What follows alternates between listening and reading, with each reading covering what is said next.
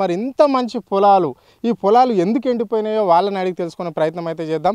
చెప్పు అన్న, ఎందుకు ఎండిపోయినాయి పొలాలు, ఏంటి మరి పరిస్థితి? శ్రీరామ్ సాగర్ నీళ్ళు రాక ఎండిపోయినాయి. ఇప్పుడు శ్రీరామ్ సాగర్ నీళ్ళు రాక నీళ్ళుండి అల్ల డ్రామ్లో నీళ్ళియక మమ్మల్ని దామోదరెడ్డి నిండా ముంచి ఇప్పుడు మమ్మల్ని ఏడిపిస్తుండు. మమ్మల్ని రైతుల్ని కన్నీరు పెట్టిస్తుండు. నోటికాడికి వచ్చిన పొలాలని ఎండిపోతున్నాయని నిన్న నేను 7 బోర్లు వేసిన. 7 బోర్లకు ఒక్క బోర్ కూడా ఒక సుక్క నీళ్ళు రాలేదు. మళ్ళీ ఈ పొలాలు ఎండిపోగా బోర్లు పోయినాయి. ప్లస్ మమ్మల్ని ఇంతవరకు ఎవరైనా పట్టించుకున్న పాలకులు లేరు. ఇంతవరకు రేవంత్ రెడ్డి సర్కారులో రైతులకు అసలు రైతే రాజు, రైతులకు అసలు కష్టం ఉండదు, ఇందిరమ్మ రాజ్యంలో పేద రైతుల పక్షమే ఈ ప్రభుత్వం అని చెప్పేసి అన్నాడు.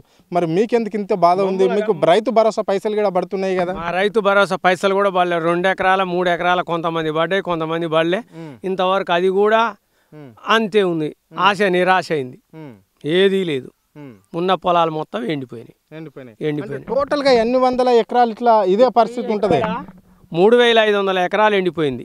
ఈ చిన్నగారకొండ తండ, గాజుల మల్కాపురం ఈ ఏరియా మొత్తం చెరువు కిందనే పారుతుంది, ఇంకెక్కడ పారతాలేదు.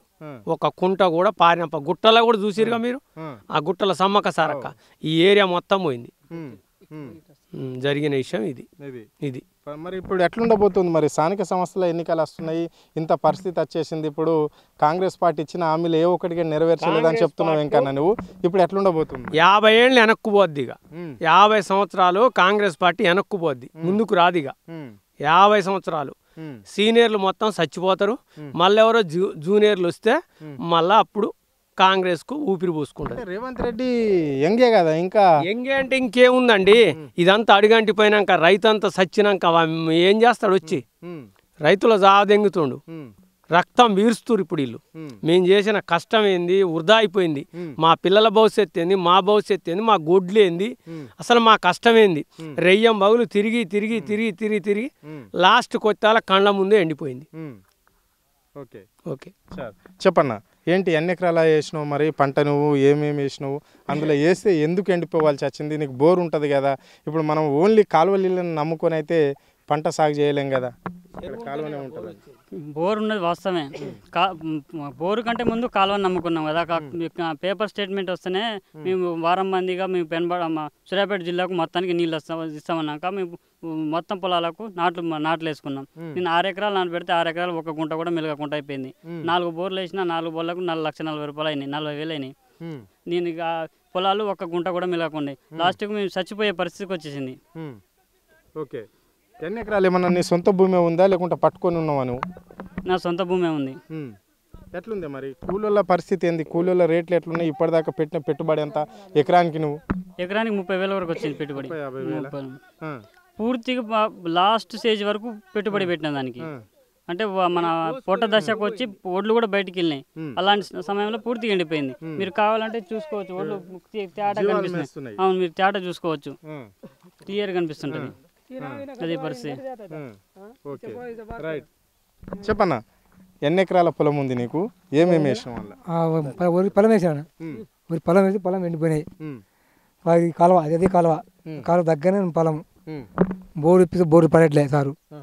ఇది ఘోరంగా ఉంది సార్ మాకు. కాలువ ఎక్కడి నుంచి పోతుంది? ఎక్కడి నుంచి ఎక్కడ పోతుంది? ఇక్కడ నుంచి చక్కగా మా పొలానికి టండ ముందుకు పోతుంది సార్. టండ పొలం పోద్ది. ఘోరంగా ఎండిపోయినాయి సార్. తాగడానికి నీళ్ళు లేవు, ఏం లేవు అసలు. మాకు కడడానికి కూడా అసలు తాగడం బోరు పోయట్లేదు సార్. అంత ఘోరంగా అయింది.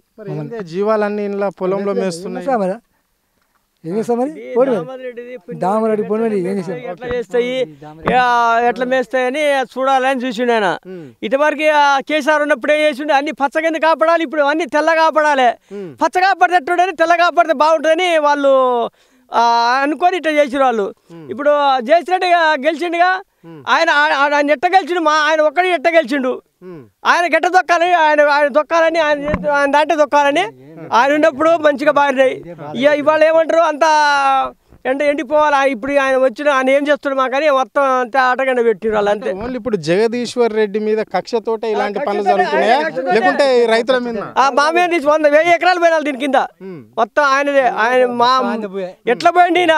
అసలు ఎందుకు వచ్చిండు ఆయనదే, వాళ్ళ తప్ప ఏం లేదు. ఎవరిది భూమి 1000 ఎకరాలు? మొత్తం మీద అంటే కాళ్ళ కింద వచ్చి చెప్పేది ఒక్కళ్ళది కాదు. మంచి 4 ఎకరాలు 5 ఎకరాలు 10 ఎకరాలు 8 ఎకరాలు 2 ఎకరాలు ఉన్నోళ్ళు ఉన్నాం. అందరికి అన్ని ఎకరాలు ఉంటాయా? మొత్తం మీద కాలం పారే ముచ్చట చెప్పింది అది. మరి ఆయనకి ఏంది ఇప్పుడు దామోదర్ రెడ్డికి ఎందుకు ఇంత మరి రైతుల మీద కక్ష ఏంటి?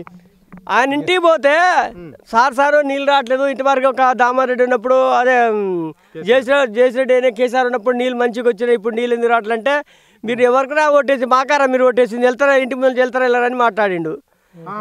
మాట్లాడిన తర్వాత మేము పోయినాం. పోతే కానీ వీళ్ళు పోతే అంటుండు నీళ్ళు రావాలి నీళ్ళు ఆయన రానట్టే మాకు ఓటేసి ఇక అటు తిరిగి నా నెల చిల్లర తిరిగినా కూడా నీళ్ళు రాలేగా. నీళ్ళు రాకపోతే ఎండిపోయినాయి.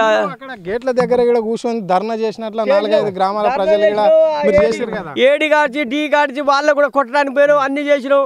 వాళ్ళు అవతలలు ఈ ఈ ఉత్తమ్ కుమార్ భార్య అక్కడి నుంచి ఫోన్ చేస్తుంది, మేము గేట్లు మేము దింపుతున్నాం, ఆమె ఆమె లేపగానే ఆమె వేస్తుంది, మేము అసలు దింపుతుంది.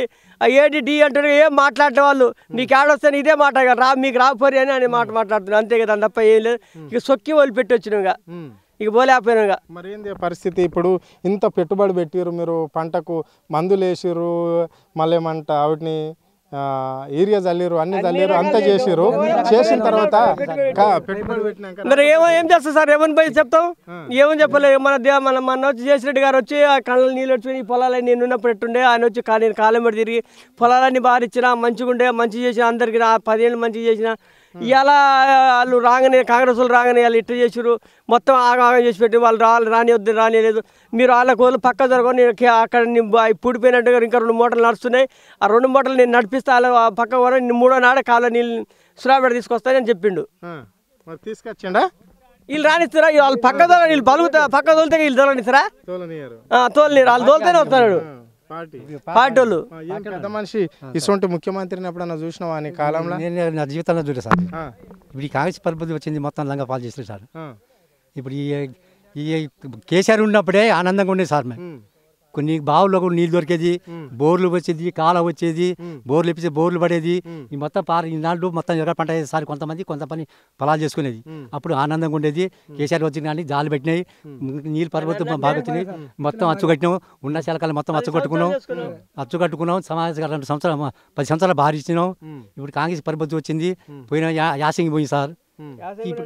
నిరుడు యాసం పోయింది, 7 యాసం పోయింది. వానాకాలం ఒక వర్షాలు పడితే ఒక తడియం ఇచ్చిండు సార్, 2 తల్లి ఇచ్చిండు.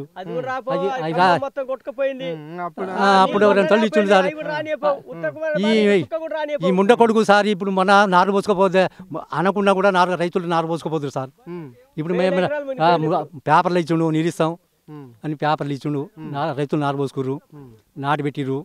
3 నెలలు బారిచ్చినాం, పెట్టినాం. పెట్టి తీర నోటి కాడికి ఇప్పుడు వచ్చిన కానీ ఈయన ముంగల మొత్తం కుట్ర పెట్టుకొని నీళ్ళు సార్.